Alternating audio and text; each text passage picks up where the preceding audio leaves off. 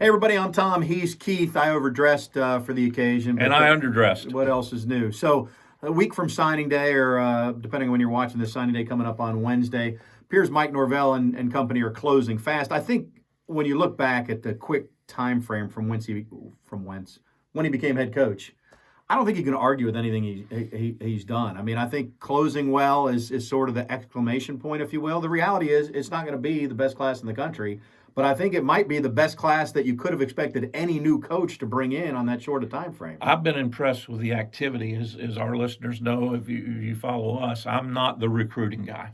I want them to get here, and I don't even want to see them in shorts. I want them in pads. Let's see what kind of football players are. Oh, by the way, you want football players, not athletes. Exactly. And if you look at what is being reported about many of these kids playing on both sides of the ball, I think you can make the argument that Coach Norvell and his staff are looking for football players that are athletic, as opposed to athletes that you try to make football players out of. And old school, I know I'm old. What hair I got, I'm losing, and I cut the rest of it short. But to me, that's a better formula. Yeah, you can get some 4 and 5 stars that are elite at the position that they play. But if the bulk of your group or half your group, whatever the mixture is, are football players that can play a couple of maybe even 3 different positions, I think your team is going to be better off. And it appears, at least at face value, early look, that that's the type of kids that Norvell and his staff are going after. And it may well be a conscious decision. I do think that necessity probably factors in. There's no question. 80% of the kids signed in December, so you got to look at what's left. But yeah, rather than saying we absolutely have to get an offensive tackle, let's go out and look. Well, this kid plays defensive end, plays tight end. Maybe he'll grow into a tackle, but he looks like a football player. I think that's a solid point. So signing day comes up on Wednesday. It appears that FSU will, I don't know, they'll finish 18th to 22nd. I don't know if they're going to hang on to Malachi Weidman or not.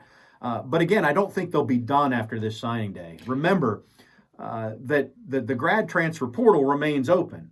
Hornibrook came in last year over the summer. So as soon as they get the ink drying on the fax machines here this week or whatever they're using now, they can continue to look at the portal and say, well, here's an offensive tackle who hasn't signed. He's going to graduate in May. We can bring him in for the summer.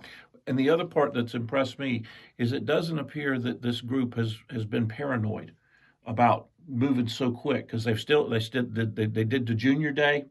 You're talking about commits in 21 and 22 and 23. In other words, they're putting foundation together, building relationship with other kids. It's not just been a hyper focus on who can we get for this year. Well, and I think, if you start and you have the same staff year after year, you've identified your prospects like this. This is a staff where everybody's come from a different spot. So you have a guy who's been at Tennessee saying this kid was really high on our board, and Mike Norvell said, well, we had him here at Memphis. And then you got a guy who's been at another school and says, we had him here. So you've got a lot of experts in the room that are bringing the expertise of the experts that were in their last room with them. So it's been an interesting few weeks, certainly a fast and furious finish lined up, but I don't think you can argue with it. Obviously, the best way we should judge this is do this video 3 years from now, right? And we'll let you know how good the recruiting class really was. The other thing I've been impressed with as it relates to recruiting, and specifically to those assistant coaches, is most of them, not all of them, but most of them have had the title of recruiting coordinator. Yeah. So they have a much bigger picture